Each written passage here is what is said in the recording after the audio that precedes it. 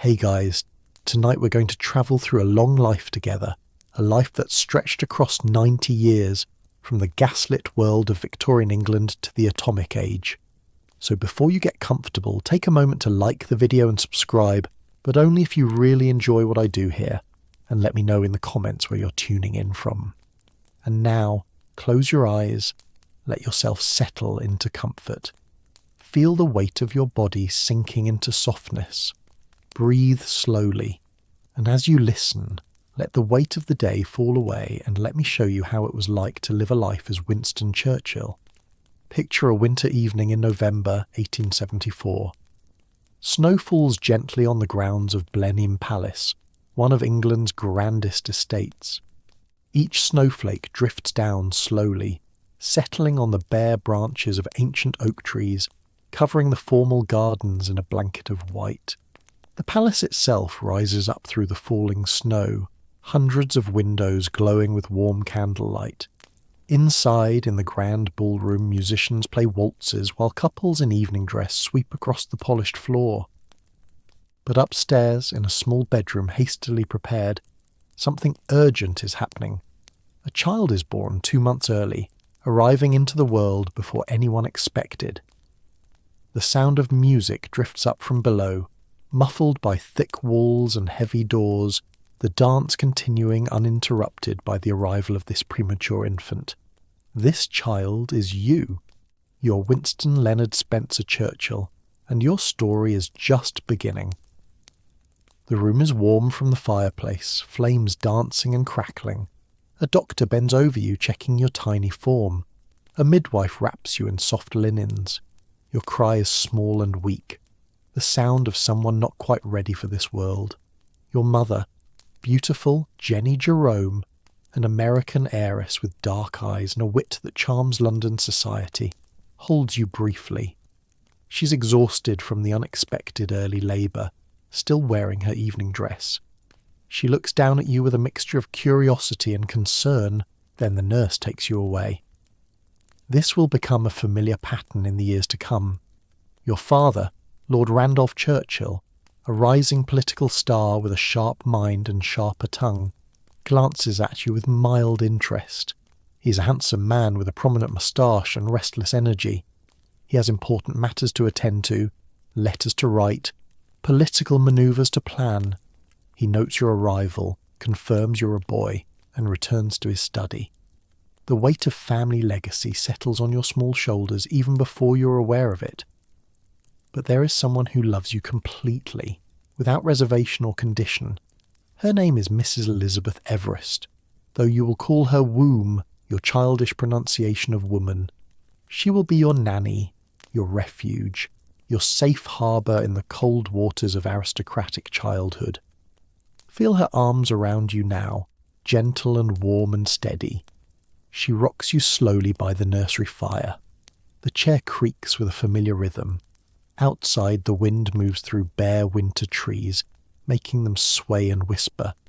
Inside, you are safe. She hums a lullaby, an old song passed down through generations, and you drift into sleep, not knowing yet how rare these moments of unconditional love will be. The years pass slowly in childhood, as they always do. Days stretch out endlessly. Each season feels like a small eternity. You're a small boy now, perhaps 3 or 4 years old, with bright red hair that stands up stubbornly no matter how much it's brushed, and you've developed a slight stutter that makes you hesitate before certain words. The nursery at the top of the house is your kingdom, your world. The room has a sloped ceiling with exposed wooden beams. A rocking horse stands in one corner, its painted eyes staring blankly ahead. Shelves hold books with gilt edges and colourful illustrations. But your favourite possessions are your toy soldiers, hundreds of them, carefully collected and arranged. You spend hours on the nursery floor, positioning them in careful formations. 100 infantry here, 200 there. The cavalry on the left flank, their tiny horses frozen in eternal charge. Artillery in the centre, scouts fanned out ahead. You lose yourself in these imaginary battles, speaking softly to yourself, narrating the action. The British forces advance across the plain. The enemy prepares to defend the ridge. The cavalry circles to attack from the rear. For hours, you're completely absorbed, and in these moments, the world makes perfect sense. You control the armies, you decide strategy, you determine who wins.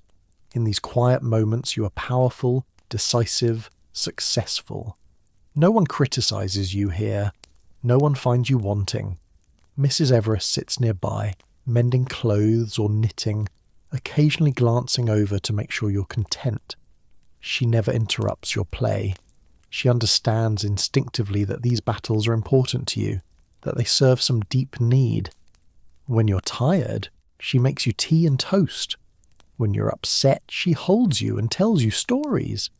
She tells you that you're special, that you're destined for great things, that one day everyone will see how remarkable you are. Your parents move through your childhood like distant planets, beautiful and remote and following their own orbits. Your mother wears silk gowns that rustle when she walks, the sound like leaves stirring in a gentle breeze. She smells of perfume and face powder, a sophisticated scent that seems to belong to an entirely different world than your nursery. She kisses your forehead before leaving for parties. Her lips cool against your skin, leaving a trace of rouge. "Be good for womb," she says, and then she's gone, the rustle of her gown fading down the hallway. Your father, when you see him, is always preoccupied, always thinking of something else. He's either very energetic, speaking rapidly about politics and policy, or very tired, silent and withdrawn. He comes to the nursery occasionally, stands in the doorway looking at you with an expression you can't quite read. Sometimes he asks you questions. What are you learning? What books are you reading? But he doesn't really listen to your stammering answers. His mind is elsewhere. Always elsewhere. You long for his attention with an intensity that's almost painful. You try to impress him with your toy soldier battles, explaining your strategies.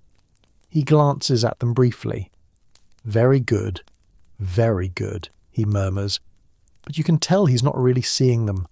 Sometimes, late at night, you hear him in his study, below your room, pacing back and forth, back and forth. The floorboards creak with his footsteps. You wonder what he's thinking about. What occupies his brilliant mind? Picture a rainy afternoon when you're 5 years old. You're sitting by the nursery window watching rain streak down the glass. The garden below is grey and wet. Drops patter against the window pane in a gentle, irregular rhythm. Mrs. Everest is teaching you your letters, pointing to them in a large picture book. A is for apple, B is for ball, C is for cat. You trace the letters with your finger, feeling their shapes. The book smells of old paper and ink. Outside, the rain continues falling, and you feel safe and warm and loved. At 7 years old, you're sent away to school. This is what happens to boys of your class. They're sent to boarding schools to be educated, to be toughened up, to learn to be proper English gentlemen. The day arrives with terrible inevitability. Mrs. Everest packs your trunk with trembling hands. She folds each shirt carefully, packs your brushes and soap, tucks in a small stuffed animal, even though you're supposedly too old for such things. Let yourself imagine the journey. A horse-drawn carriage moving slowly down country lanes. The clip-clop of hooves on cobblestones creates a steady rhythm. The carriage sways gently with the motion. You sit beside Mrs. Everest, watching the countryside pass by the window. Fields of wheat ripple in the breeze. Villages appear and disappear. Cows stand motionless in pastures. The sky is blue with white clouds drifting slowly across it. Mrs. Everest holds your hand. She's trying not to cry, but you can see tears gathering in the corner of her eyes. She tells you to be brave, to work hard, to write to her every week. She promises to write back, to send you packages. "You'll do wonderfully," she says, but her voice shakes slightly. You nod, trying to be brave, but inside you feel a cold knot of fear. St. George's School appears through the trees, a large brick building surrounded by manicured lawns and gravel paths. Other boys are arriving with their parents or servants. They look confident, comfortable, as if they've done this before. You climb down from the carriage. Mrs. Everest hugs you tight, whispering, "I love you, dear boy. Be strong." Then she's getting back into the carriage, and the driver is clicking to the horses, and you watch it roll away down the drive until it disappears around a bend. The headmaster is Reverend Herbert Sneed Kinnersley, a tall man with a stern face and cold eyes. He lines up the new boys and gives a speech about discipline and excellence and the traditions of St. George's School. His voice echoes in the entrance hall. You stand at attention, trying not to fidget, feeling very small and very alone. The school has its own smell, a mixture of chalk dust, floor polish, boiled cabbage, and something else, something like fear. The corridors are long and echoey. Your footsteps sound, very loud on the wooden floors. You're shown to your dormitory, a long room with 30 beds arranged in 2 rows. Each boy gets a small bed, a small chest for belongings, a washstand. The windows are high and let in cold light. At night, lying in the dormitory, you can hear breathing all around you. 30 boys sleeping or trying to sleep. Someone snores. Someone coughs. Someone whispers something to the boy in the next bed. Moonlight falls through the tall windows, creating rectangles of pale light on the floor. You close your eyes and think of home, of Mrs. Everest, of your toy soldiers arranged in their perfect lines. You count them in your head, imagining each unit, each position, until finally you drift into uneasy sleep. The days at St. George's have a harsh rhythm that never varies. Wake at dawn, wash in cold water that makes you gasp. Morning prayers in the chapel, all the boys standing in rows, singing hymns in high voices. Breakfast of thin porridge and hard bread. Then lessons, Latin, Greek, mathematics. Subjects that swim before your eyes like fish you cannot catch. Latin is particularly torturous. The declensions don't make sense. Amo, amas, amat. The words slip out of your mind as soon as you learn them. Mathematics is equally baffling. Numbers arrange themselves in patterns you can't decipher.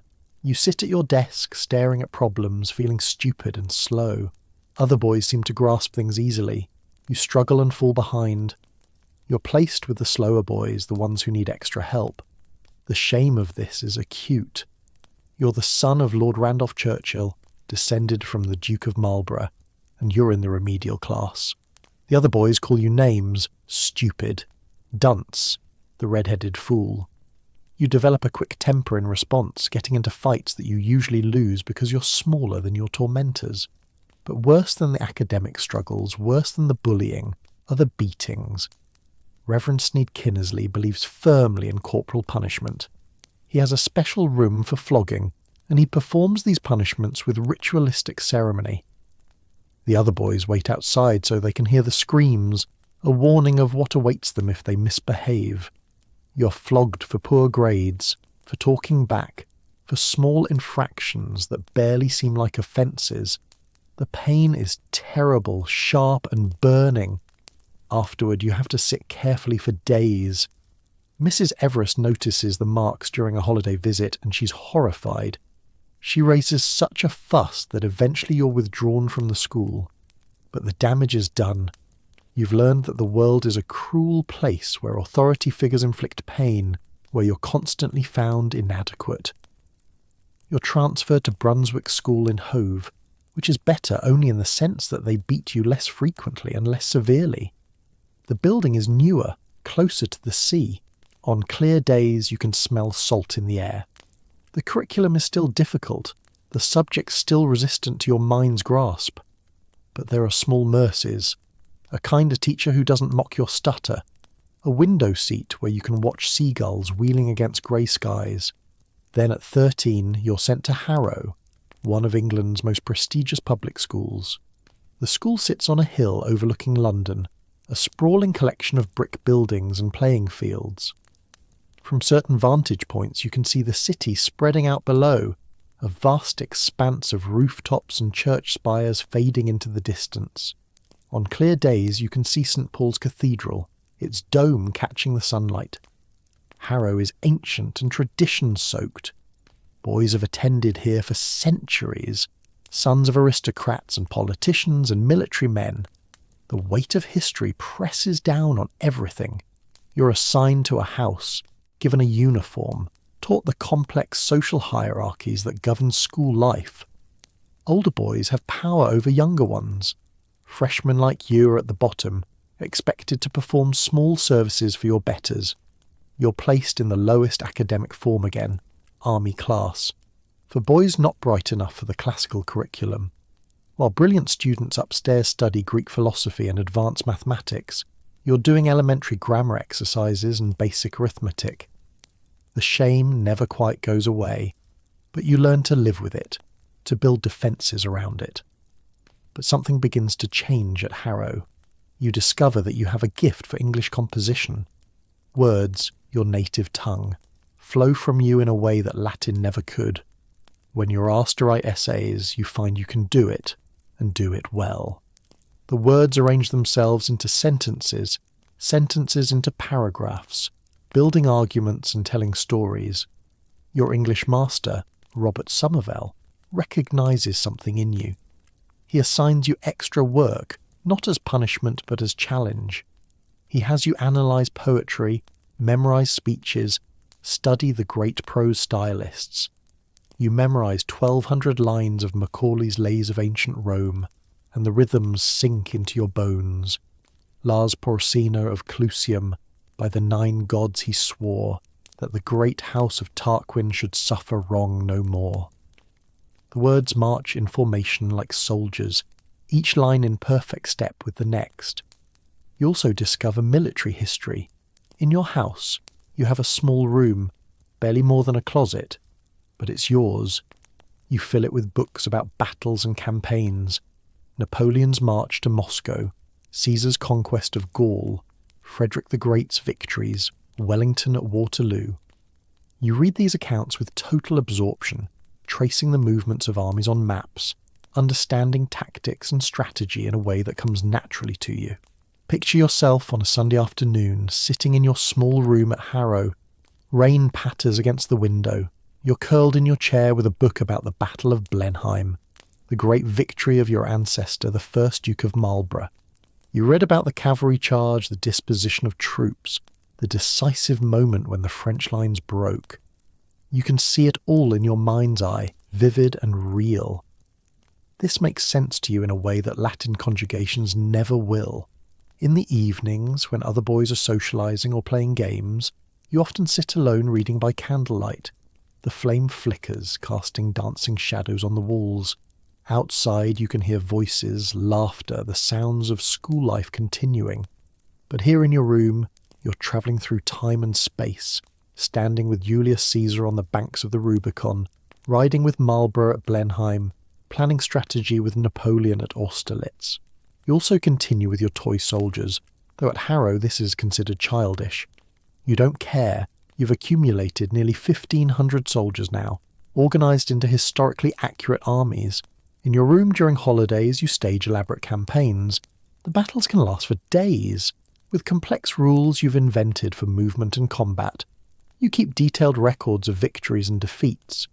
Your younger brother Jack sometimes plays with you, but he doesn't have your passion for it. For you, these aren't just toys. They're a way of thinking about strategy, about command, about the movement of forces across terrain. The years at Harrow pass slowly.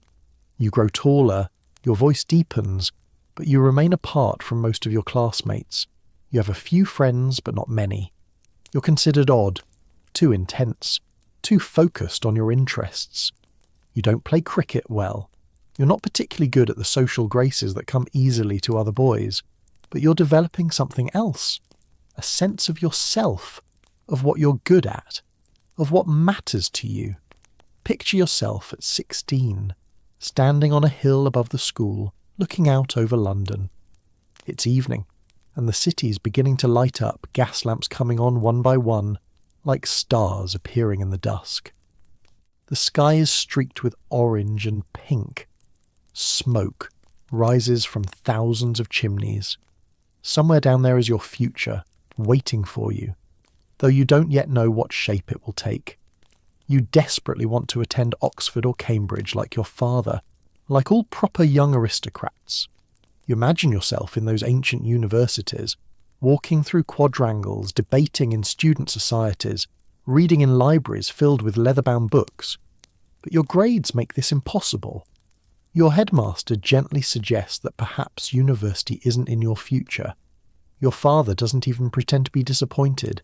He expects this outcome. So you set your sights on Sandhurst, the Royal Military College. At least as an army officer, you can have adventure, action, purpose. At least you won't be trapped behind a desk translating Latin texts. The military makes sense to you.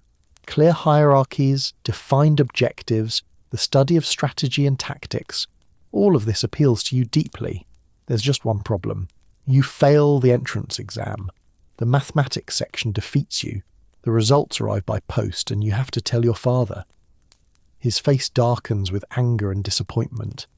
You're 18 years old and you failed at something that should be straightforward for a boy of your background. You try again 6 months later. You study harder, hire a tutor to help with mathematics, but you fail again. The second failure is worse than the first. Your father's disappointment hardens into something closer to contempt. He writes you a letter that arrives at Harrow on a grey November morning. You open it with trembling hands, somehow knowing what it will contain. The letter is devastating. Your father calls you lazy, aimless, lacking in ambition.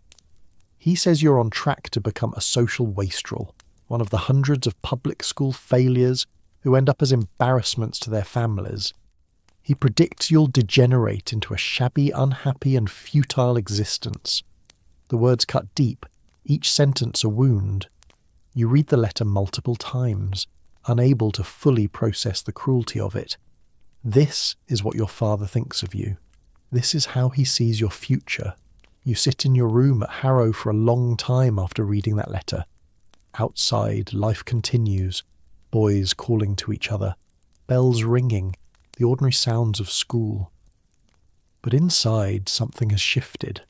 The pain of your father's words transforms into something harder, fiercer. You'll prove him wrong. You'll show him. You'll become someone worthy of the Churchill name. You hire a crammer, Captain James, a retired officer who specialises in preparing boys for military exams. You study with an intensity bordering on obsession. Mathematics problems, military history, geography. You drill yourself relentlessly. On your third attempt, you pass the Sandhurst exam. Barely. You scrape by with just enough marks to gain admission. And even then, you're only accepted into the cavalry instead of the more prestigious infantry, because the entrance standards are lower. Your father's response to this news is characteristically cutting.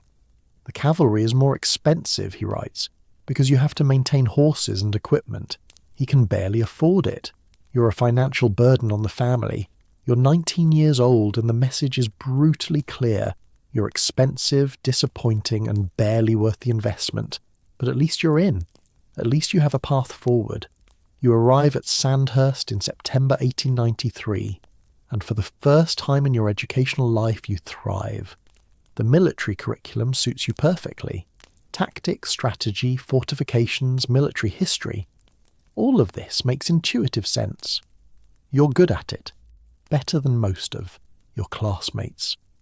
You drill with enthusiasm, study maps and battle plans with genuine interest, absorb everything your instructors teach. Picture yourself at Sandhurst on a crisp autumn morning. The parade ground is covered with fallen leaves. Your battalion is drilling, marching in perfect formation. Left, right, left, right. Boots striking the ground in unison. Commands ring out. Rifles gleam in the morning sun. You're part of something larger than yourself, part of a machine that operates with precision and purpose. For the first time since childhood, you feel like you belong somewhere. You graduate in December 1894, placing 20th in your class of 130. It's not brilliant, but it's respectable, solid. More importantly, you've proven something to yourself. You can succeed when the subject matter matches your abilities. You receive your commission as a second lieutenant in the 4th Queen's Own Hussars. You're a cavalry officer now, and you order your scarlet uniform with pride. The weight of it, the brass buttons, the gold braiding, it all feels right, like you're finally becoming who you're meant to be. But then, just as you're starting your military career, your world collapses. Your father falls seriously ill. Syphilis, contracted years ago, has been slowly destroying his mind and body. By January 1895, he's clearly dying. You visit him in his final days, sitting by his bedside in a house filled with the smell of sickness and death. He's not the brilliant orator anymore, not the charismatic politician. He's a wasted man, confused and suffering. Lord Randolph Churchill dies on January 24th, 1895. He's only 45 years old. You're 20 years old, and the man whose approval you desperately crave for your entire existence is gone. You never got that approval. You never got the validation you needed. You never heard him say he was proud of you, that he believed in you, that you were worthy of the family name. He died thinking you were a failure, and now you'll spend the rest of your life trying to prove something to a ghost who can never acknowledge your achievements. The funeral takes place on a grey February day. Rain falls softly on the umbrellas of mourners. The church is full of politicians and aristocrats, the great and powerful of Victorian England. They eulogise your father as a brilliant mind lost too soon, a rising star cut down in his prime. You stand in the front pew, dry-eyed, feeling empty and strange. The priest's words wash over you without meaning. All you can think about is that letter he wrote. Those words about you becoming a wastrel, a failure. 7 months later, in July 1895, Mrs. Everest falls ill. You're stationed with your regiment when you receive word that she's dying. You rush to her bedside, travelling through the night to reach her. She's in a small house in North London, old and worn out from a lifetime of caring for other people's children. You hold her hand as she dies. She's 62 years old. You're the only family member who attends her funeral. Your mother can't be bothered. Your brother doesn't come. You stand in the cemetery on another rainy day. It seems always to be raining at these moments, and you realise with horrible clarity that the person who loved you most in the world is gone. Mrs. Everest, womb, who rocked you to sleep and told you stories and believed in you when no one else did. The loneliness is vast and profound, but you bear it. You've learned how to carry difficult things. You pay for her funeral yourself. You arrange for a headstone. You visit her grave regularly for years afterward, even when you're famous and important, because she was the one person who saw you clearly and loved you anyway. In the span of less than a year, you've lost both your father and your surrogate mother. You're 20 years old, emotionally adrift, carrying wounds that will never fully heal. So you do what you'll do for the rest of your life when emotions threaten to overwhelm you. You throw yourself into action with a recklessness that borders on suicidal. Your regiment is stationed in England, engaged in peacetime duties that bore you to tears, drilling, polo matches, social events. It's all pleasant enough, but it's not what you need. You need danger, adventure, a chance to prove yourself. So when you hear about a rebellion in Cuba, Spanish colonial forces fighting insurgents, you use family connections to get yourself attached as an observer. Picture yourself in November 1895 sailing across the Atlantic. The ship rises and falls with the swells. Seabirds follow in the wake. You stand at the railing watching the ocean extend to the horizon in all directions, feeling the salt spray on your face.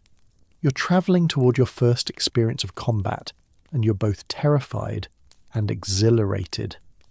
Cuba is hot and humid, utterly unlike England.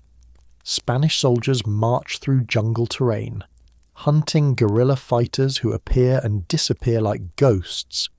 You accompany a column on patrol, and on your 21st birthday, November 30th, you experience being shot at for the first time.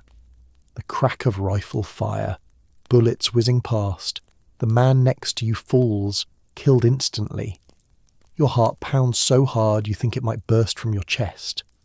But you're also fascinated, taking notes, observing everything.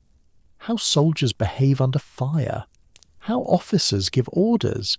The terrible randomness of who lives and who dies. You write dispatches for a London newspaper, getting paid for describing what you see. The writing comes easily now, words flowing from your pen in confident sentences. You also develop a love of Cuban cigars. The smell and taste of them, the ritual of cutting and lighting them, the way smoke curls upward in the tropical air. You find it all deeply satisfying. You'll smoke cigars for the rest of your life, thousands upon thousands of them, until they become part of your public image. When you return to England, you're restless. Your regiment is being posted to India, and you go with them, sailing east in late 1896. The voyage takes weeks, the ship cutting through calm seas and rough ones, passing through the Suez Canal, finally arriving in Bombay. India is overwhelming. The heat, the colours, the smells, the crowds. It's a different world entirely, and you're captivated by it.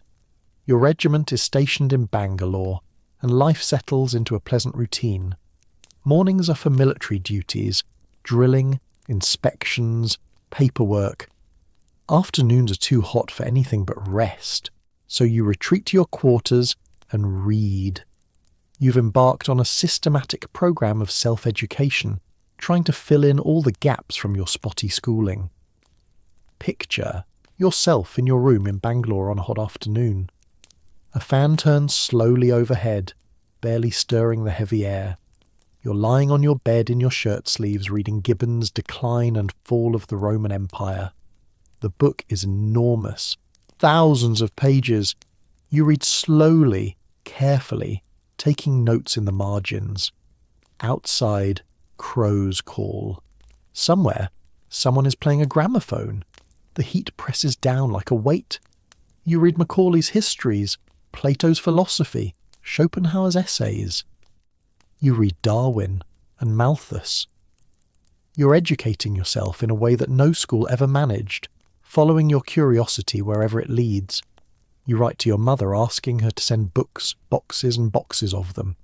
They arrive months later, salt-stained from the voyage, and you devour them. In the evenings, when it's cooler, you play polo. The game suits you. Fast, dangerous, requiring split-second decisions. You're good at it. One of the best players in your regiment. The thunder of hooves, the crack of mallet against ball, the bruising collisions. You love it all. You also continue writing, sending articles to newspapers and magazines, building a reputation as someone who can describe military affairs with insight and style. But you're impatient for action, for real combat. When you hear about fighting on the northwest frontier, where British forces are battling Pashtun tribesmen, you pull strings to get yourself attached to the Malakand field force. You arrive in the scorching summer of 1897, and finally you get the war you've been seeking.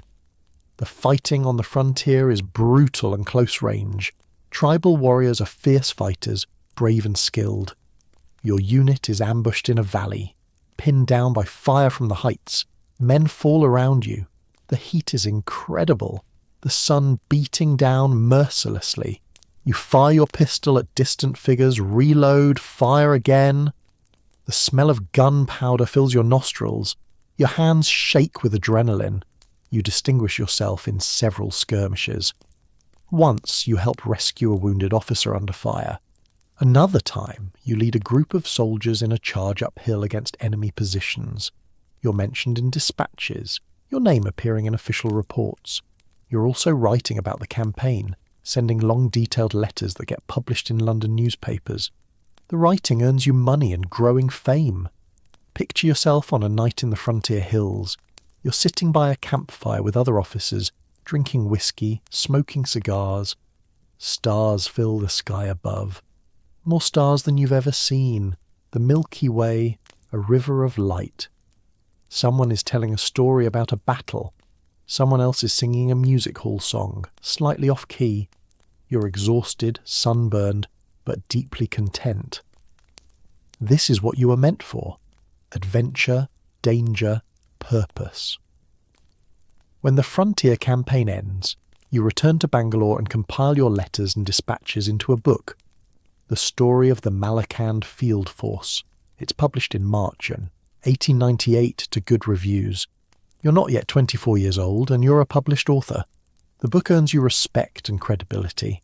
People are starting to know your name, but you're already planning your next adventure. In 1898, a major campaign is being organised in Sudan. General Kitchener is leading an Anglo-Egyptian army south to reclaim Sudan from Mahdist forces. It promises to be a significant campaign, perhaps the last great colonial war of the Victorian era. You desperately want to be part of it. There's a problem. Kitchener dislikes you. He thinks you're a publicity seeker, a young aristocrat playing at soldiering while using family connections to advance your career. He refuses your request to join the expedition. But you're persistent, using every connection you have, pulling every string. Finally, through a complicated arrangement, you manage to get attached to the 21st Lancers as a supernumerary lieutenant. You sail up the Nile in August 1898, the river moving slowly past palm trees and desert sands. The heat is crushing, the landscape biblical in its starkness. The army moves south methodically, building a railway as it advances, bringing the full weight of British military technology against warriors armed mostly with spears and old rifles. The decisive battle comes on September 2nd, 1898, at Omdurman, across the river from Khartoum. Picture the morning, the sun rising over the desert, turning the sand golden orange. The Anglo-Egyptian army is drawn up in formation. Thousands of men and horses, artillery pieces, machine guns. Across the plain, you can see the Mahdist army approaching, a vast horde of warriors in white robes, their banners flying, drums beating. The Mahdists attack with incredible bravery, charging directly into modern firepower. Machine guns mow them down in rows. Artillery tears gaps in their formations. It's a massacre, horrifying in its one-sidedness. Thousands die in a matter of hours. You watch through field glasses, taking mental notes for the articles you'll write later. Then comes your moment. The 21st Lancers are ordered to charge a group of enemy soldiers positioned in a depression. You mount your horse, draw your sabre, take your position in the formation. The order comes: walk, trot, gallop, charge. And suddenly you're thundering across the desert, 400 horsemen in a line, sabres raised, heading directly toward the enemy. Picture that charge, the pounding of hooves, the horses breathing, your heart racing. You're yelling, though you can't hear your own voice over the din. The enemy position looms closer. Then you realise there aren't just a few dozen warriors there. There are thousands, hidden in a ravine. You're charging into a trap. The formations collide. It's chaos, confused and terrifying. Men are shooting, hacking with swords, wrestling on the ground. Your horse leaps into the ravine, lands among enemy soldiers. You fire your Mauser pistol at point-blank range. Again and again. A warrior swings a sword at you, missing by inches. You shoot him. Another appears. You shoot him too. Time stretches and compresses strangely. Everything happens very fast and very slowly at once. Then you're through. Out the other side of the ravine, your horse still running. The charge lasted perhaps 2 minutes. Behind you, men and horses are down, dead and dying. But you're alive, miraculously untouched. You've participated in what will be remembered as one of the last great cavalry charges in British military history. The adrenaline is incredible, intoxicating. You feel more alive than you've ever felt. The battle ends with a complete British victory. The Mahdist army is destroyed. Thousands of enemy dead cover the battlefield. You walk among them later, feeling the weight of it, the terrible waste. These were brave men, fighting for what they believed in, cut down by superior technology. You write about it with respect for their courage, even as you acknowledge the necessity of the British victory. You compile your experiences into another book, The River War, published in 1899. It's a serious work of military history, nearly 1,000 pages long, analysing the campaign from strategic, tactical and political perspectives. The reviews are excellent. At 24, you're establishing yourself as both a soldier and a writer, someone who can experience events firsthand and then describe them with authority and style. But you're growing tired of military life. The pay is poor, the prospects limited. You've proven yourself as a soldier. Now you want what your father had: a seat in Parliament, a political career, a chance to shape the destiny of the empire. In 1899, you resign your commission and stand for Parliament in Oldham, industrial constituency in Lancashire. Picture the campaign. Smoky meeting halls filled with working men, sceptical of this young aristocrat. You give speeches, arguing for Tory democracy, for social reform combined with imperial strength.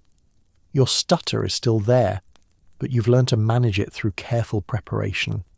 You rehearse every speech until you've memorised it completely, but despite your efforts, you lose the election. It's close, but a loss is a loss.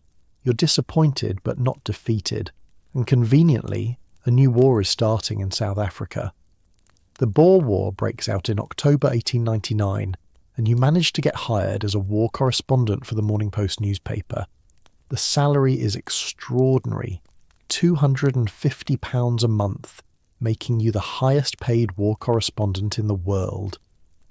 You sail to South Africa in October, thinking this will be another adventure, another chapter in your legend building. The voyage takes 3 weeks. Picture yourself on the deck of the ship as it ploughs through the Atlantic. Dolphins race alongside. Flying fish break the surface. At night you stand at the railing smoking a cigar, watching stars wheel overhead.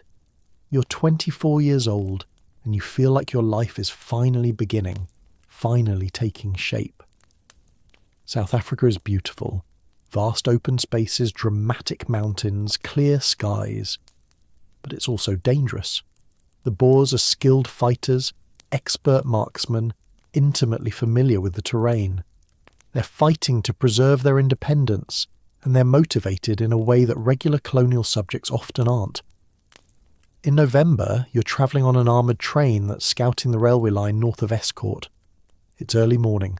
The landscape rolls past, grasslands dotted with rocky outcroppings. Suddenly there's a tremendous crash. The train has been ambushed. Boers have damaged the track, and several cars have derailed. Rifle fire erupts from the hills on both sides. You're thrown forward by the impact, bruised but unhurt. Outside, men are shooting, shouting, dying. The situation is chaotic and desperate.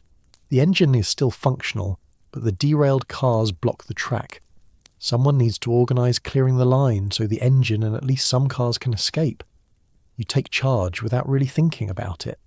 You're not the senior officer present, but you start giving orders anyway, directing soldiers to use the engine to push the wrecked cars off the track. Bullets whiz past, shells explode nearby, men fall wounded. But slowly, working under fire, you clear the track. The engine can move again.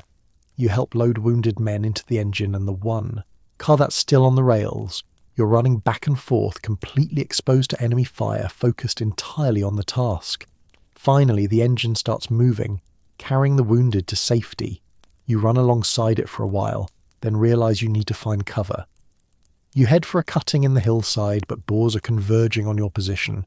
You reach for your pistol and realise you left it on the train. You're unarmed, alone, surrounded. A Boer horseman appears, rifle aimed at your chest. For a moment you consider running, but that would be suicide. You raise your hands in surrender. So begins one of the strangest episodes of your life. You're taken prisoner and transported to Pretoria, where you're held in the States Model School, a building that's been converted into a prisoner of war camp for British officers. It's not a terrible place as prisons go. The food is adequate. You have a bed, some books. Other officers are imprisoned with you, and you can talk, play cards, exercise in the yard.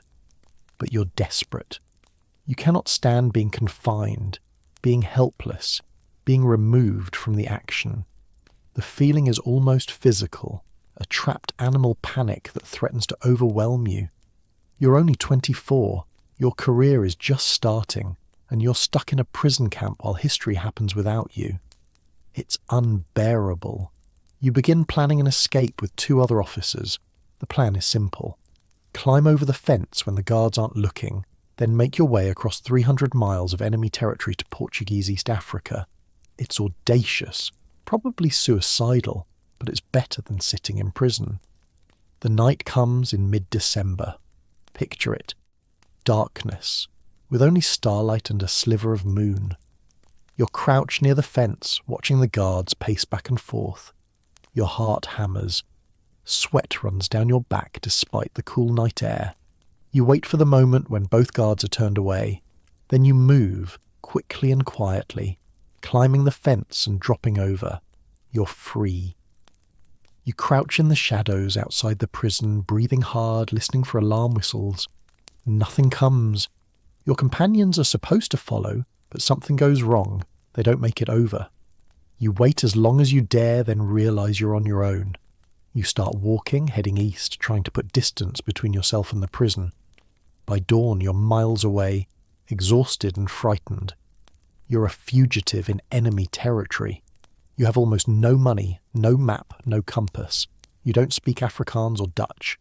If you're caught, you might be shot as a spy. The sun rises and you need to hide before people are about. You spend the day hiding in a grove of trees, lying motionless in the underbrush while people pass by on a nearby road. The day is hot. Insects crawl on you. You're terrified to move in case someone sees you. Finally, darkness falls again, and you can continue. For 3 days, you travel by night and hide by day, following the railway line east. You're hungry, thirsty, exhausted. Then, in desperation, you approach a house, hoping to find food and water. You knock on the door, preparing a story about being a railway worker. An older man answers, looks at you carefully and says in English, "I'm British. Come inside." It's an incredible stroke of luck. Of all the houses in all of enemy-held territory, you've stumbled upon one owned by John Howard, the manager of a British-owned coal mine. He could turn you in. Instead, he hides you in the mine itself, in a chamber deep underground where you'll be safe until they can arrange your passage to Portuguese territory. Picture yourself in that mine. Absolute darkness. The kind of darkness you've never experienced before. You can't see your hand in front of your face. The air is cool and slightly damp. Water drips somewhere in the distance. Rats scurry in the darkness. You sit on a makeshift bed, waiting. And the darkness presses in from all sides. Time loses meaning down there. Hours feel like days. After 3 days underground, Howard arranges for you to be hidden in a freight train carrying wool bales to Lourenço Marques in Portuguese territory. You're bundled into a space between wool bales, barely able to move. The train starts, stops, starts again. The journey takes 2 days.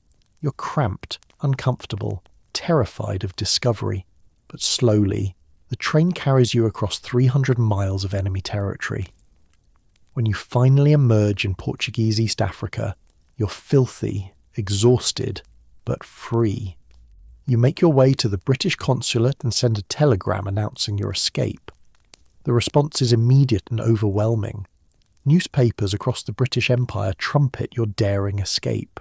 You're suddenly famous, a hero. Headlines scream your name. Your face appears in illustrated papers. Songs are written about you.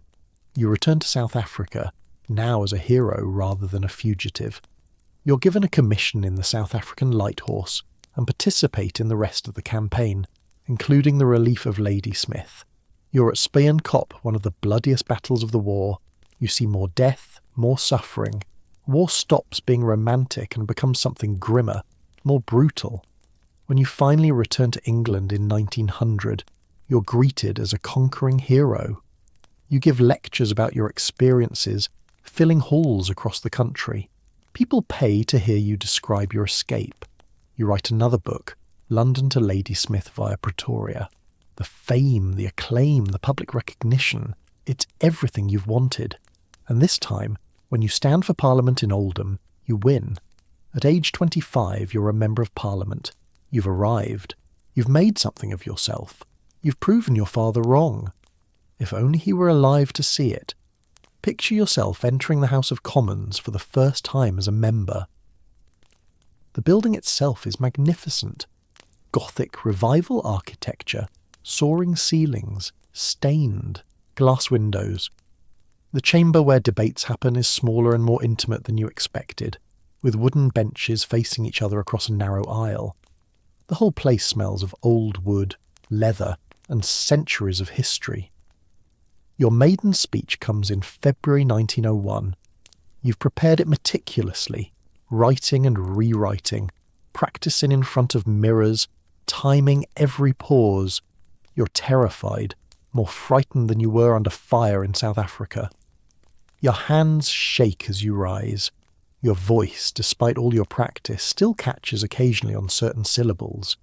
You push through, delivering your speech about the Boer War, arguing for magnanimity toward the defeated Boers. Members listen politely. Some nod. Some look sceptical. When you sit down, there's a murmur of approval. You've passed your first test. But Parliament will prove to be a more difficult battlefield than any you've encountered in Cuba, India or South Africa. The years in Parliament pass with their own rhythm. Days spent in the chamber, listening to debates that stretch for hours. Nights spent in the library, reading blue books and government reports. Dinners with other members, political gossip and manoeuvring. You're learning how power works in this place, learning who matters and who doesn't, learning the intricate rules and traditions that govern British political life. You're also constitutionally incapable of being a loyal party man.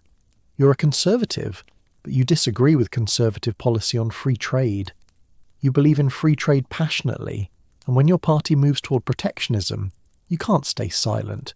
You give speeches criticising party leadership. Your conservative colleagues grow resentful. Who is this young upstart to criticise his elders? In 1904, you do the unthinkable. You cross the floor.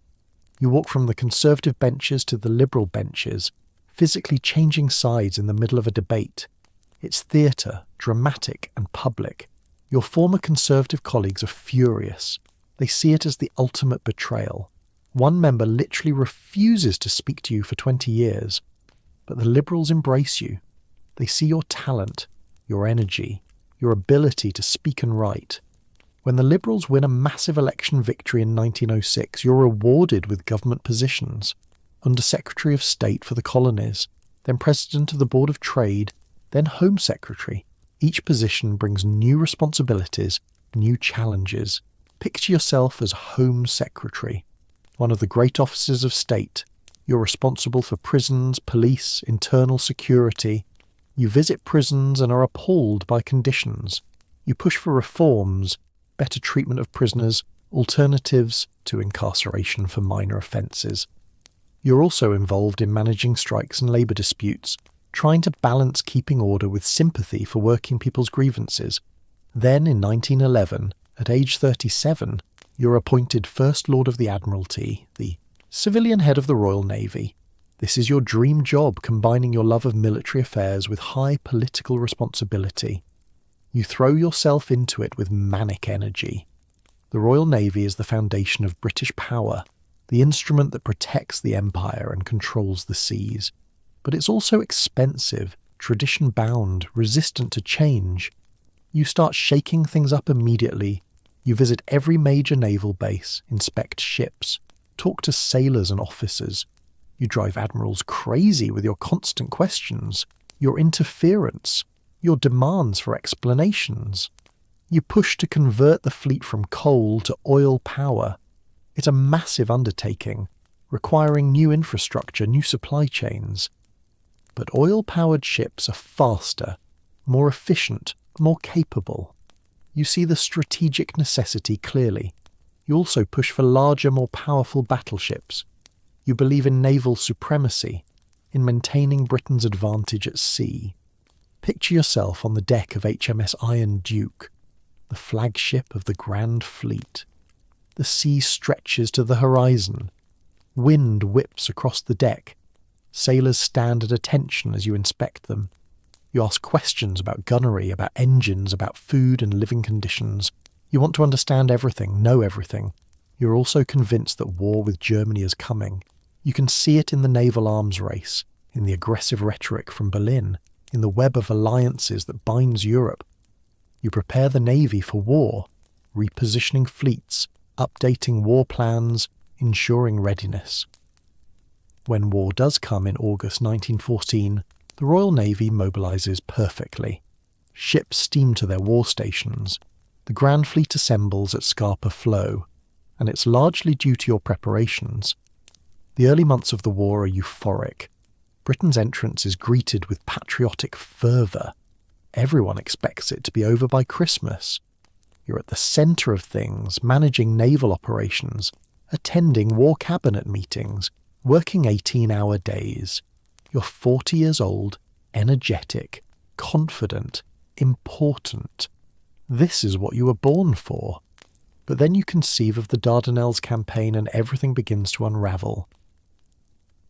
Close your eyes and see the map. The Dardanelles, the narrow straits connecting the Mediterranean to the Black Sea, controlled by Turkey. Constantinople sits at the far end. If you could force those straits with naval power, you could knock Turkey out of the war. You could supply Russia with weapons and ammunition. You could threaten Germany's soft underbelly. You could break the stalemate on the Western Front. It seems so clear, so obvious. A bold strategic stroke that could change the course of the war. You advocate for it passionately in cabinet meetings, drawing on your knowledge of military history, citing precedents. The campaign is approved. The Royal Navy will attack the straits, destroy the Turkish forts, force a passage to Constantinople. The naval attack begins in March 1915. Picture the fleet. Massive dreadnoughts. Their big guns trained on shore fortifications. The bombardment begins. Shells screaming through the air, explosions blooming along the Turkish coast. But the Turks are better prepared than you anticipated. They've laid mines in the straits. They have mobile howitzers that can relocate after firing. Several battleships are sunk or damaged. The naval attack fails, so the plan shifts. If the navy can't force the straits alone, then troops must land on the Gallipoli Peninsula, capture the forts from land, open the way. In April, British, Australian, and New Zealand troops assault the beaches, but the Turks are waiting on the high ground. The beaches become killing grounds. Men die in their thousands. Picture those beaches, soldiers wading ashore through surf stained red with blood. Machine gun fire cutting down whole formations, bodies piling up at the waterline, the smell of death in the hot sun, screams and explosions and the endless rattle of gunfire. It's carnage, a nightmare made real. The campaign drags on through summer and into autumn. It becomes a grinding stalemate, trench warfare on a narrow peninsula. Disease kills as many men as bullets. Dysentery, typhoid, exposure. The heat in summer is unbearable. Supply ships struggle to keep troops fed and armed. Every small gain cost hundreds of lives. Back in London, you're under increasing pressure. The campaign is obviously failing. The casualties are mounting. The press begins to blame you. Political enemies, and you've made many, circle like sharks. You're called reckless, irresponsible, a bungler. The criticism is relentless and personal. In May 1915, the government reshuffles. You're forced out of the Admiralty, demoted to a meaningless position as Chancellor of the Duchy of Lancaster. It's humiliating, a public disgrace. You're 40 years old, and your career appears to be over. Everything you've worked for, everything you've achieved, seems to be crumbling. The guilt is crushing. Men died because of your plan, your advocacy, your stubborn insistence that it would work. Mothers lost sons, wives lost husbands. Thousands of young men cut down on Turkish beaches and hillsides because you convinced the government to approve this campaign. You gave impassioned speeches about how it would work, and you were wrong. Picture yourself in those dark months, sitting in your office, staring at casualty reports, walking London streets at night, unable to sleep. The weight of it is almost unbearable. You've always believed in yourself, in your judgment, in your destiny. But what if you were wrong? What if your father was right about you after all? The shame becomes so overwhelming that in November 1915, you do something shocking. You resign from the government entirely and request a military commission. You're going to France, to the trenches, to the Western Front. On some level, you're hoping a German bullet will solve your problems. You're hoping for an honourable death that will redeem your failure.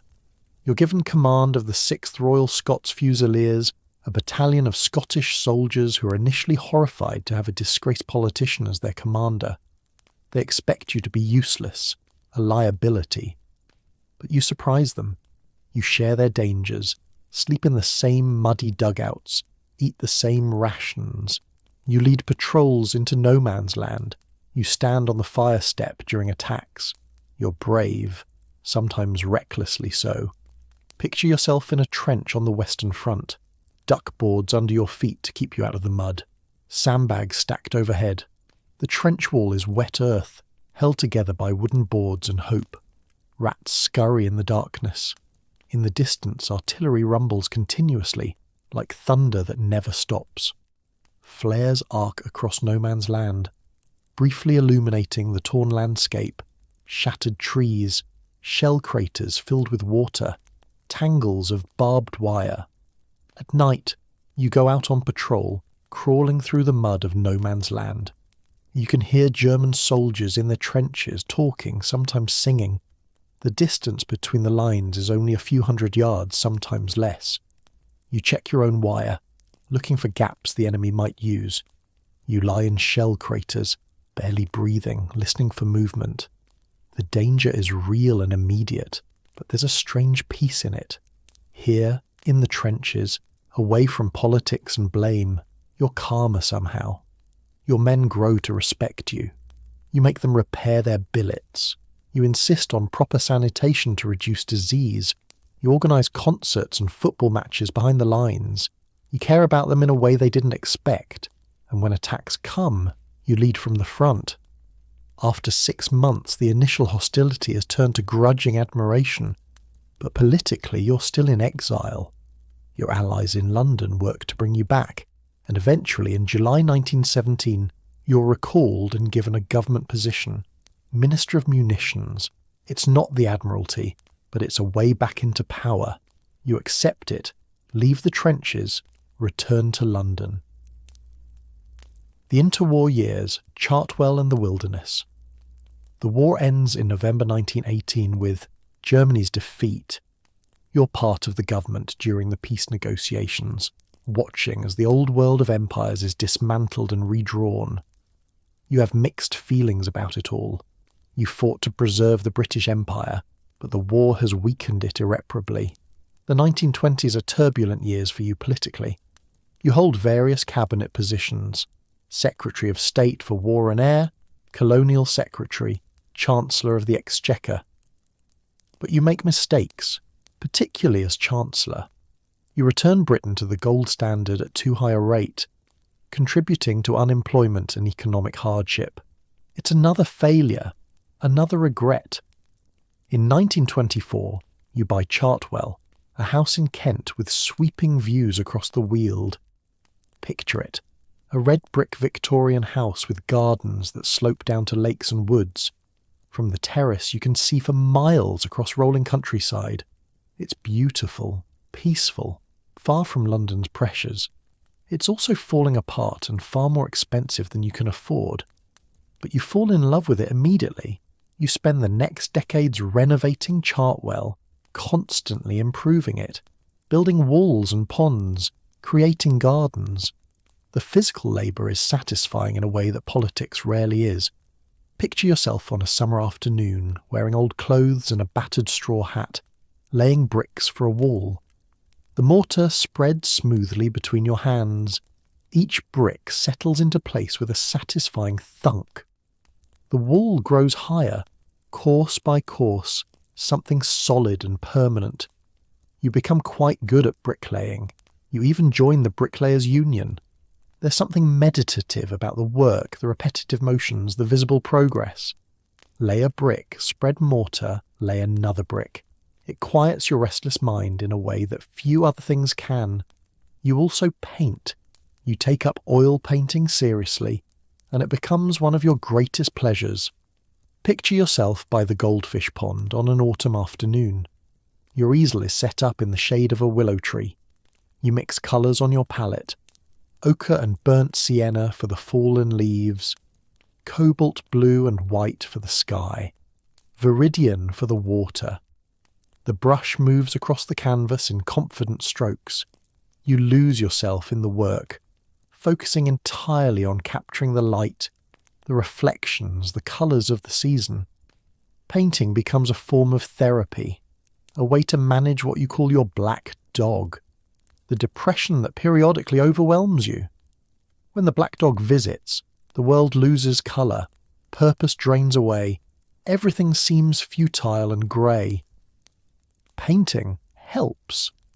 The focus required, the challenge of translating three-dimensional reality onto a two-dimensional canvas, leaves no room for dark thoughts. Clementine is your anchor through all of this. You've been married since 1908, over 20 years now. Picture her. Elegant, intelligent, sharp-witted, devoted, but never subservient. She manages the household, the finances that are always precarious, your impossible moods. She tells you when you're being unreasonable. She softens your sharp edges in social situations. She's your closest advisor, your fiercest defender. Your relationship is passionate, romantic even after decades of marriage. You write her love letters when you're apart, addressing her as my darling Clemmy and signing off your ever-loving Winston. But you're also a difficult husband. You're demanding, temperamental, prone to depression and mania. You stay up until 3 a.m. working, smoking cigars, drinking whiskey, and you expect everyone around you to maintain your schedule. Picture a typical evening at Chartwell. Dinner is at 8:30, but you're still in your bath, dictating to a secretary who sits on a stool outside the bathroom door taking notes. You emerge in your silk dressing gown, finally ready to eat. Dinner stretches for hours, with you holding forth on politics, history, whatever topic interests you. Guests listen, charmed or exhausted depending on their temperament. Finally, around midnight, you retire to your study to work on your latest book. You'll work until 2 or 3 a.m, then sleep until 10. Your children grow up in this environment. Diana, your eldest, beautiful but fragile, struggling with anxieties she can never quite articulate. Randolph, your son, trying to follow in your footsteps, but lacking your discipline and somehow always falling short. Sarah pursuing acting because she wants something separate from your shadow. Marigold, who died at age 2 in 1921, a loss that still brings tears to your eyes when you think about it. And Mary, the youngest, the most stable, who will be your comfort in old age. Your relationship with your children is formal, distant, Victorian. You love them certainly, but you don't really know how to connect with them emotionally. You're too absorbed in your work, your projects, your own inner struggles. You repeat in many ways your father's emotional absence despite having sworn you'd be different. The 1930s bring new challenges. In 1929, the stock market crashes and your investments are wiped out. You're suddenly in serious financial trouble, with expensive houses to maintain and children to educate. You're forced to write constantly just to keep afloat. Books, articles, newspaper columns. You produce an astonishing volume of work. Picture yourself in your study at Chartwell on a winter evening. The fire crackles. Outside, rain patters against the windows. You're at your desk, surrounded by papers, reference books stacked everywhere. A secretary sits nearby, ready to take dictation. You pace back and forth, smoking a cigar, dictating sentences. The words flow easily now after decades of practice. You're working on your biography of Marlborough, your great ancestor. 4 volumes, nearly 1,000,000 words. It will take you years to complete. But while you're writing about historical wars, new dangers are emerging in the present. In Germany, Adolf Hitler is rising to power. You watch with growing alarm as he consolidates control, rebuilds the German military in violation of the Versailles Treaty, begins persecuting Jews. You see where this is leading, and you try to warn people. You give speech after speech in Parliament about the Nazi threat. You write articles for newspapers. You plead with the government to rearm, to prepare, to stand up to Hitler before it's too late. But almost nobody wants to hear it. The government is pursuing appeasement, trying to avoid war at almost any cost. Prime Minister Neville Chamberlain and his supporters think you're a warmonger, a relic obsessed with past glories who wants another war to relive his youth. Picture yourself in the House of Commons in the mid-1930s, rising to speak about Germany's rearmament. You're in your 60s now, heavier than you were in your youth, your face lined and jowly. You speak with passion about the growing danger, citing facts and figures about German aircraft production, tank numbers, military spending. But members aren't really listening. Some read newspapers, some chat quietly. Young MPs roll their eyes. They've heard this all before from you. They wish you'd shut up and retire. The isolation is maddening. You can see disaster approaching like a slow-motion train wreck and nobody will listen. It's like screaming into a void. You're called an alarmist, a fearmonger, yesterday's man. When Hitler remilitarizes the Rhineland in 1936, violating treaties, the government does nothing. When Germany annexes Austria in 1938, the government accepts it as a fait accompli. When Hitler demands the Sudetenland from Czechoslovakia, Chamberlain flies to Munich and agrees to hand it over. You stand almost alone in Parliament arguing that Munich is a humiliating surrender, not peace for our time, as Chamberlain claims. You predict that giving in to Hitler will only encourage further aggression. You're shouted down, called a warmonger, but privately you know you're right, and the waiting, the watching, as your country sleepwalks toward catastrophe is agonizing. Picture yourself at Chartwell during these years, sitting by the goldfish pond in the evening. Daylight fades slowly. The fish rise occasionally to the surface, mouths opening silently. Somewhere a bird sings. Everything is peaceful here. But you know peace is an illusion. Across the channel in Germany, armies are training, tanks are rolling off assembly lines, bombers are being built, war is coming as inevitably as night follows day. And when it comes, it will be worse than the last one. You paint more during these years, creating hundreds of canvases. The same goldfish pond, over and over, in different lights and seasons. The same view from the terrace. The same trees. Sometimes you wonder if you're painting the same scenes repeatedly because you know they won't last, that this peaceful world is about to be swept away by violence. You're trying to capture something before it disappears forever.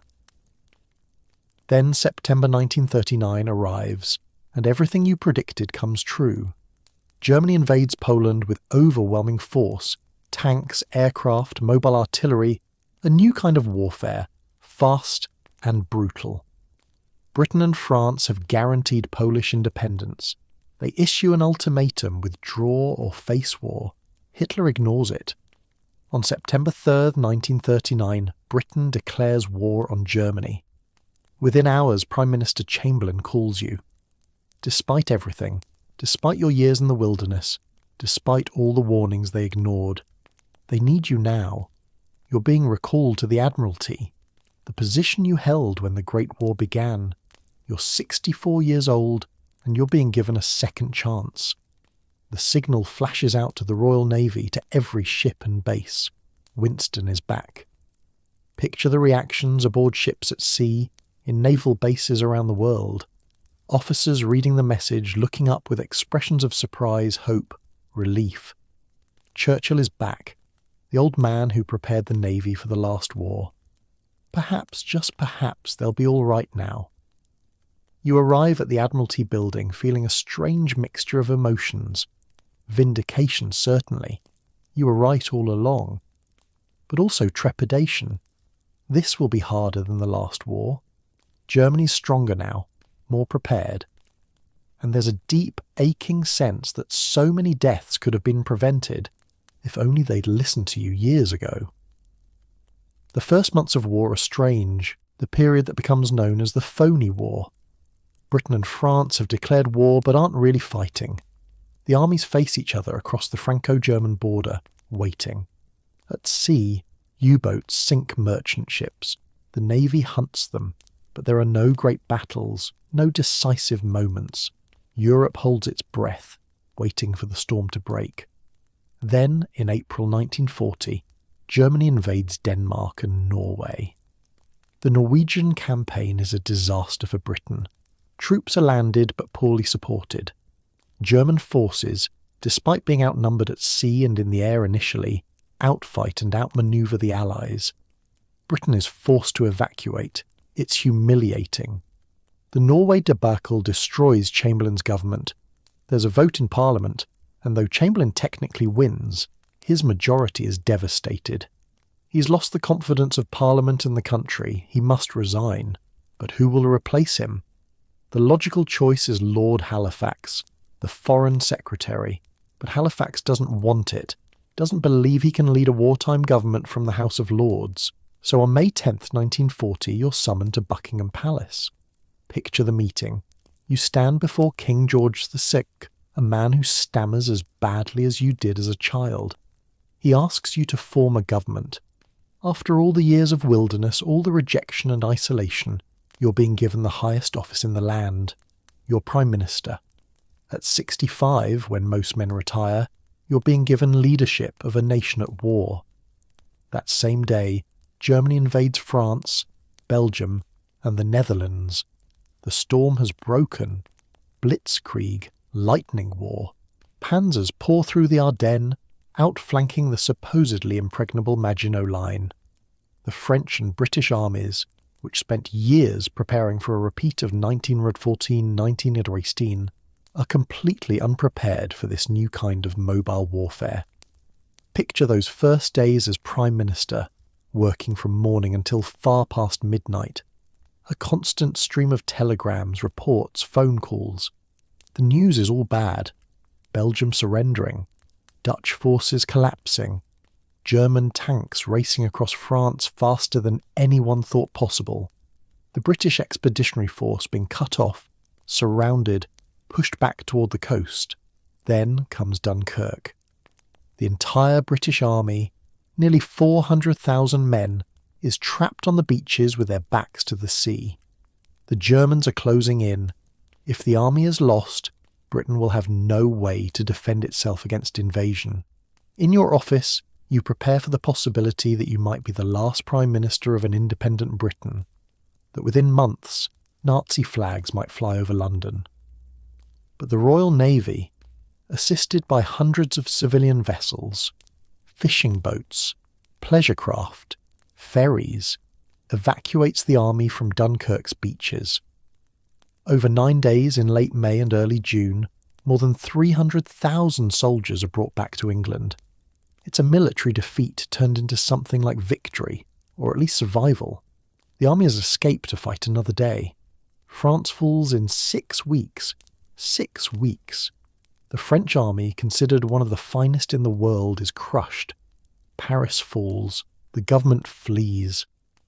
On June 22nd, 1940, France signs an armistice with Germany in the same railway car where Germany surrendered in 1918. The symbolism is deliberate and humiliating. Britain is alone now, the last democracy standing in Western Europe. Hitler controls everything from the Arctic Circle to the Pyrenees. He has more tanks, more planes, more soldiers than Britain. Invasion seems inevitable. U-boats prowl the Atlantic, threatening the convoys that keep Britain fed and supplied. The Luftwaffe prepares to attack. You stand in the House of Commons on June 18th and deliver perhaps your most famous speech. Let us therefore brace ourselves to our duties, and so bear ourselves that if the British Empire and its Commonwealth last for 1,000 years, men will still say, this was their finest hour. Picture that moment, the chamber packed with members, everyone present for this defining speech. Your voice, gravelly from decades of cigars, echoing in the chamber. Some members have tears in their eyes. You're not just informing them of the situation, you're transforming it, making survival seem not just possible but noble, even glorious. The words themselves become weapons, become armour, become defiance made audible. But behind the public confidence, privately, you're terrified. You work 18-hour days, smoking cigar after cigar, drinking whiskey to steady your nerves. Late at night, alone in your study, you look at maps showing German strength versus British weakness, and the mathematics are terrifying. How can you possibly survive this? Jacques Cadeau, The Blitz and the Long Struggle Picture. London in September 1940. Every night for 57 consecutive nights, German bombers come. The air raid sirens wail, that rising and falling wail that becomes the sound of the era. People hurry to shelters, underground stations, church crypts, basement. Then the bombs arrive, wave after wave, engines droning overhead. Anti-aircraft guns bark, their flashes lighting up the night sky. Searchlights sweep back and forth, trying to catch bombers in their beams. Then the bombs fall. High explosive bombs that blow buildings apart, leaving craters in streets. Incendiary bombs that start fires, thousands of fires, until entire neighbourhoods are ablaze. The orange glow can be seen for miles. The heat is intense enough to melt metal. Buildings collapse inward with roars like thunder, sending up clouds of dust and ash. You tour the damage the next morning, walking through streets still smoking from the night's raids. Firemen work to extinguish the last flames, their faces black with soot. Rescue workers dig through rubble, searching for survivors. Water mains have burst, flooding streets. Gas mains burn, shooting flames into the air. And everywhere, people are emerging from shelters, dusty and exhausted, to see if their homes still stand. Picture yourself standing in the East End after a particularly heavy raid. Entire streets are gone, reduced to rubble. An old woman sits on a pile of bricks that was once her home, holding a teacup, staring at nothing. Children pick through debris looking for belongings. A man carries a bird cage with a dead canary. The smell is overwhelming. Burning wood, plastered dust, gas, death. But the people don't break. They're frightened, certainly.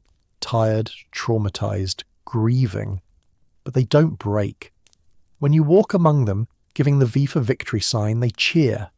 They press forward to shake your hand, to touch you. "Give 'em hell, Winnie," someone shouts. You're moved almost to tears by their resilience, their stubborn refusal to surrender.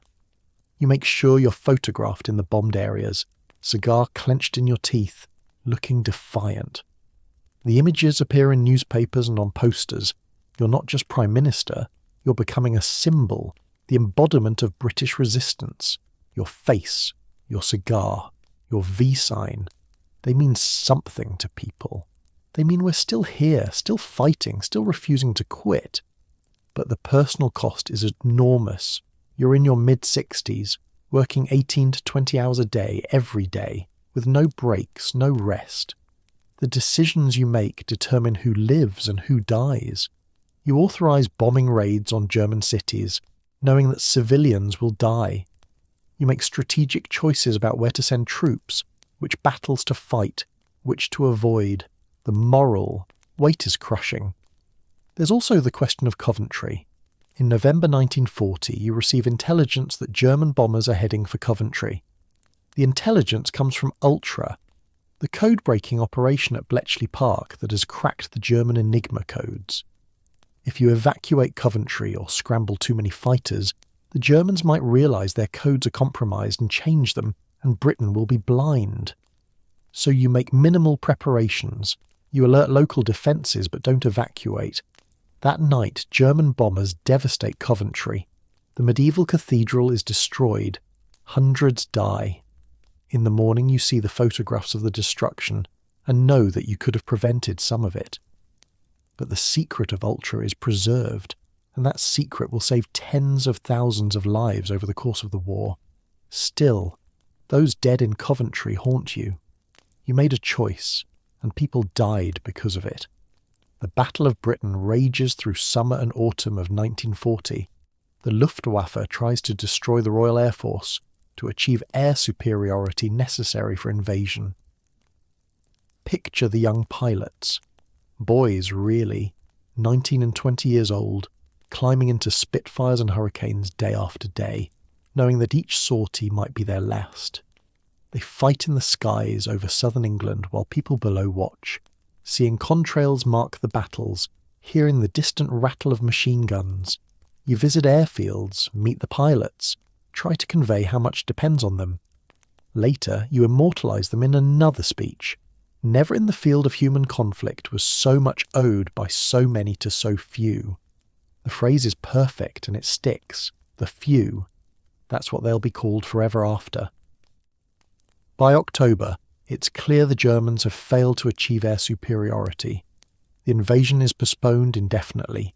Britain has survived the immediate threat. But the war is far from over.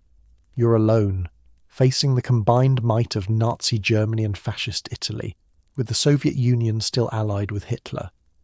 Only the Empire stands with you, and the strain on imperial resources is enormous. Then everything changes again.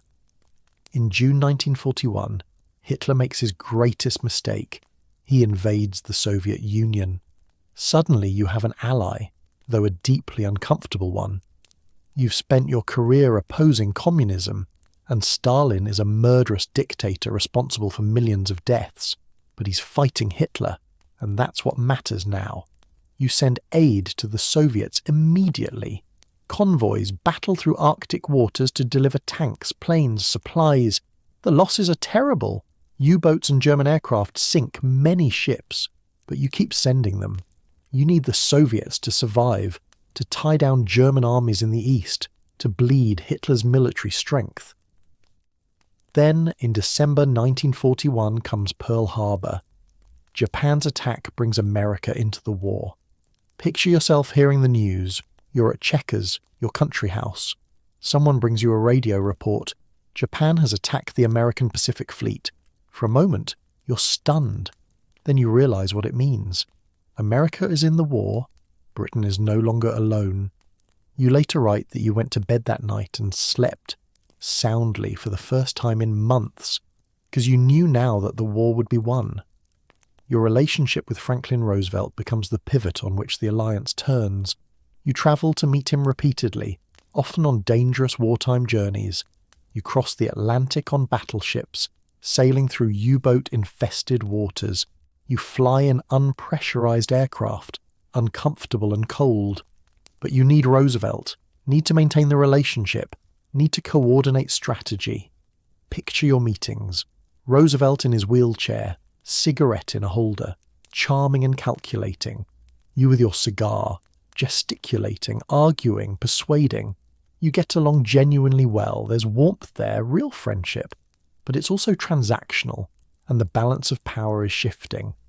America's the senior partner now, and Britain must follow America's lead more often than not.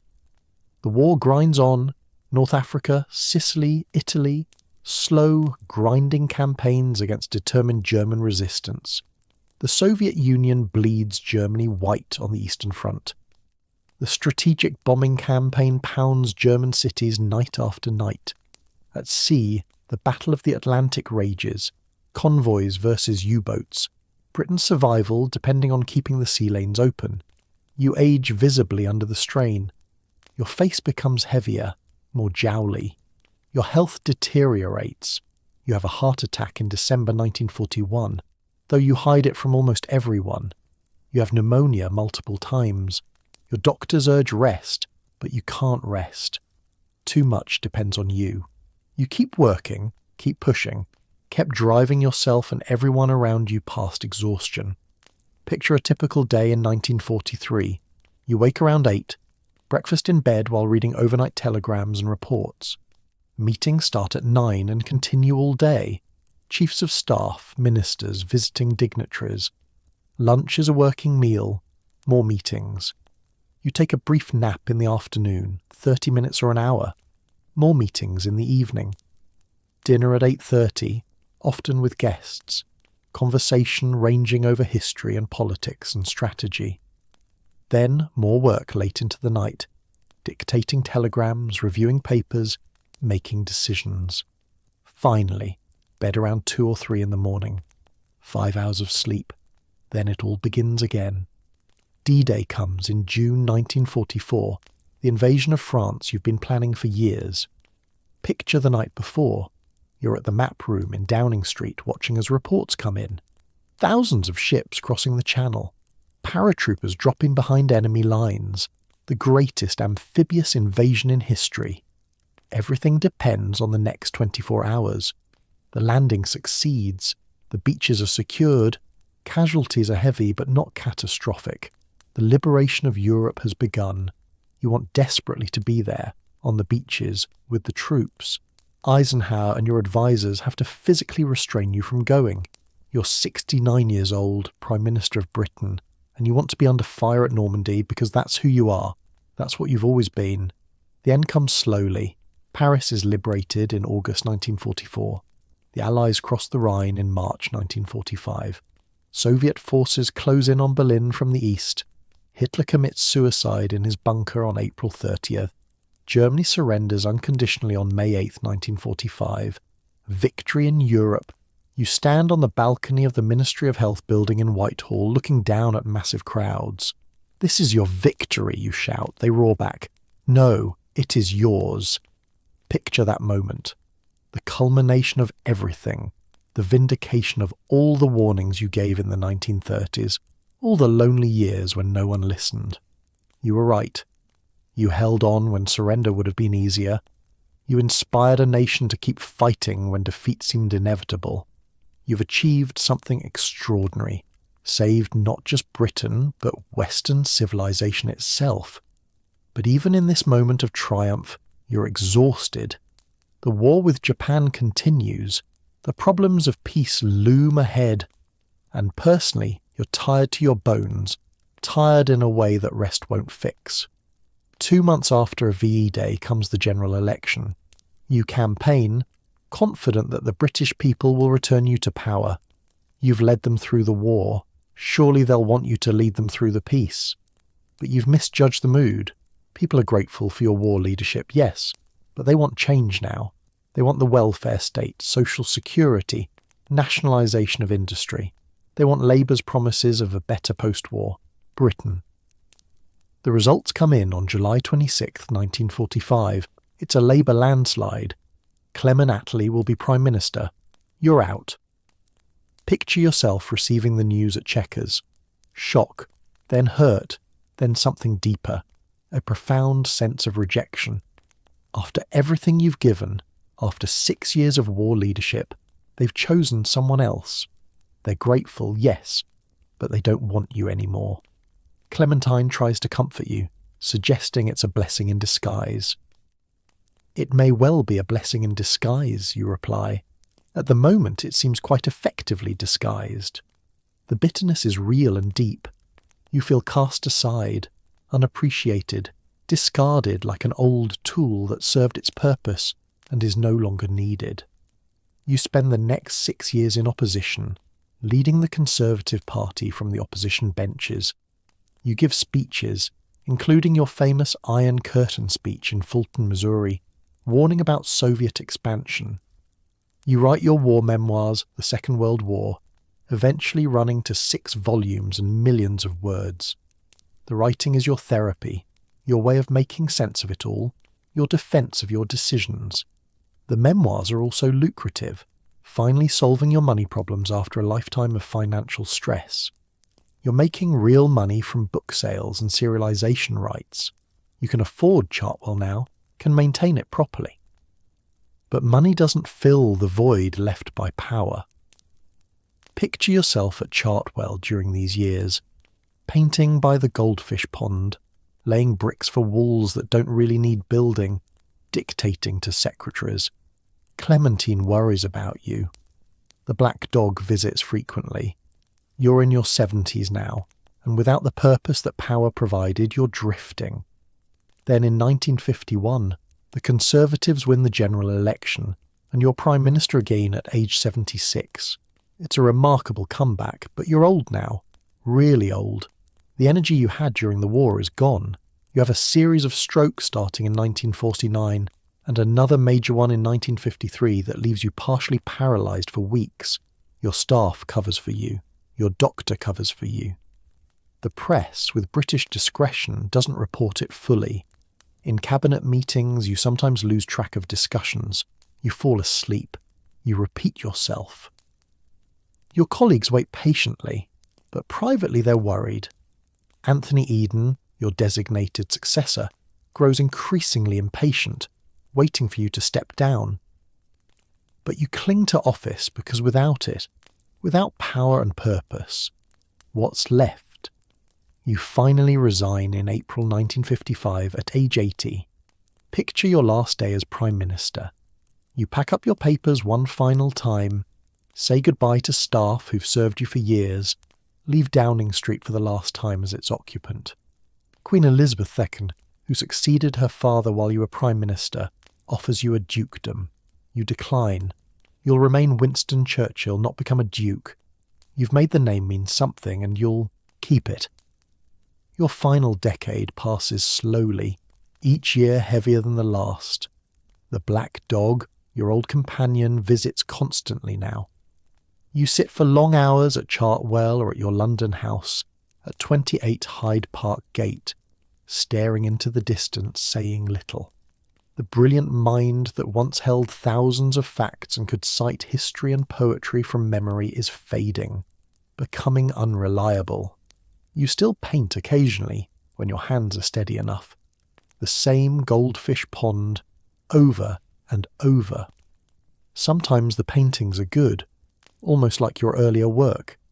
Sometimes your hand shakes too much, and the colours run together in ways you didn't intend. Clementine sits with you, reading aloud sometimes, keeping you company in the long silences. The world moves on without you. The British Empire you fought to preserve dissolves piece by piece. India became independent in 1947, when you were out of power. You called it a betrayal, a disaster.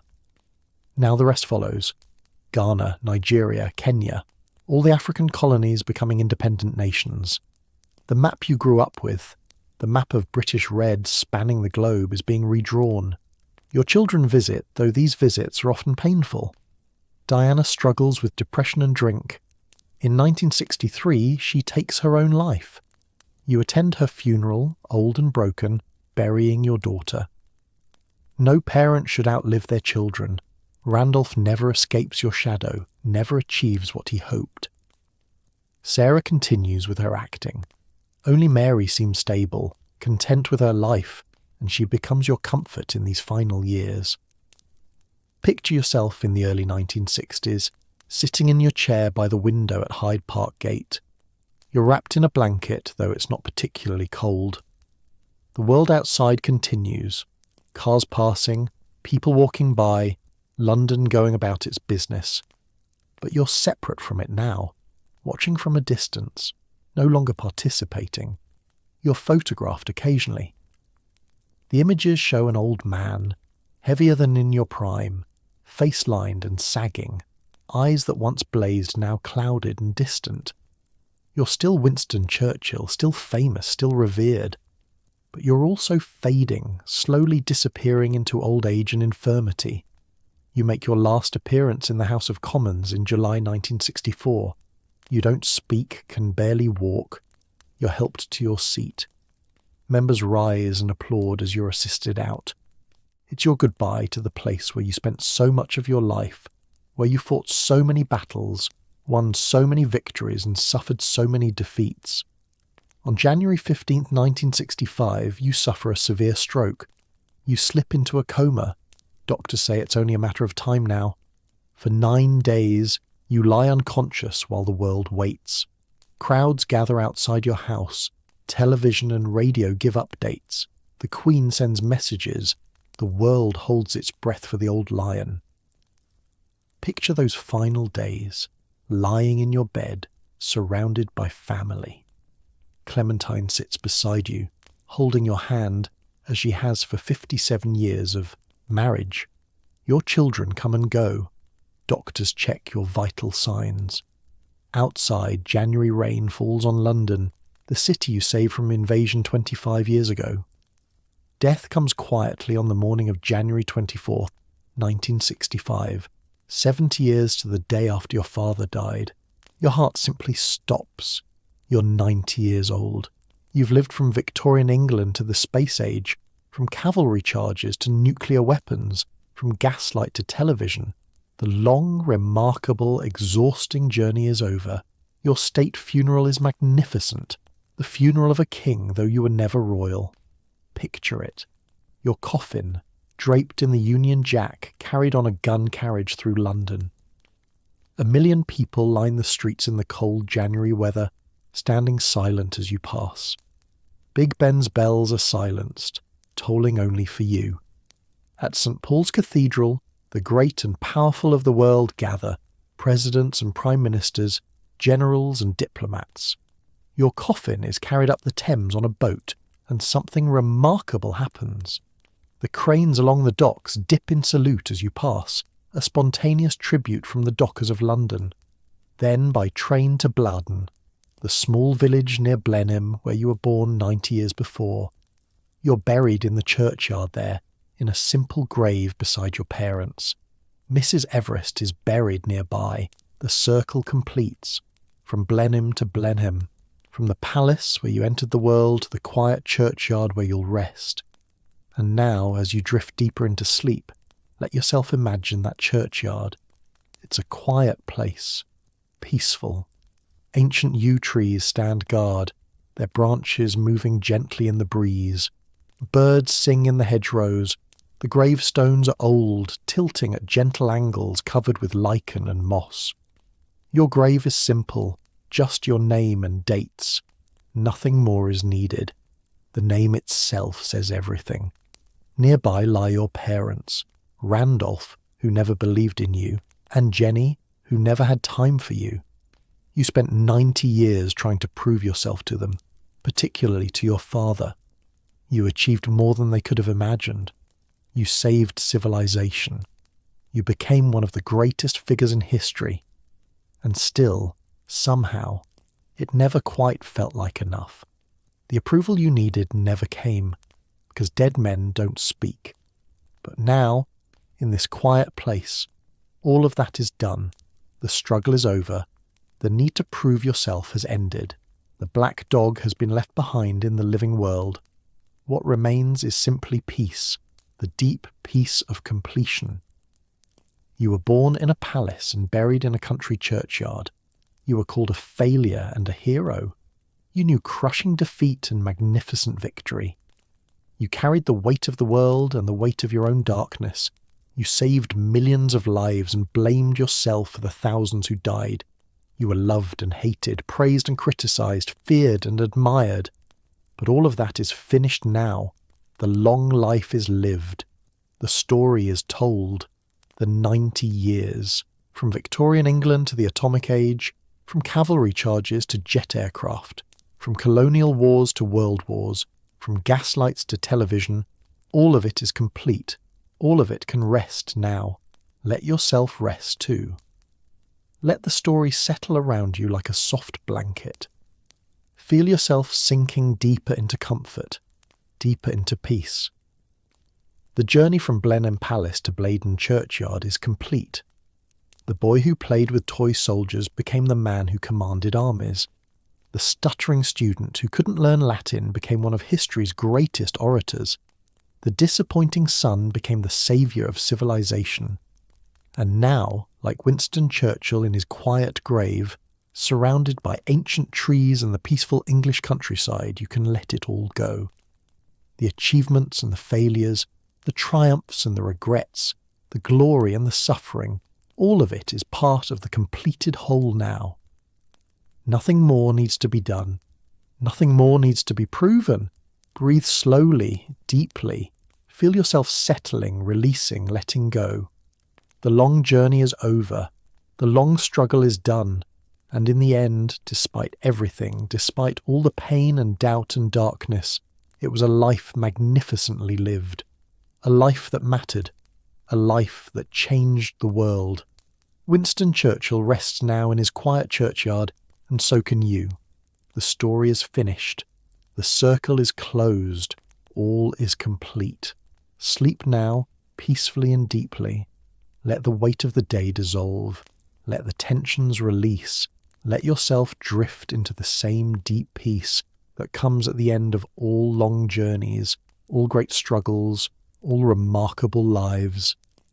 The story is told, the life is lived, all is well. Rest now, sleep.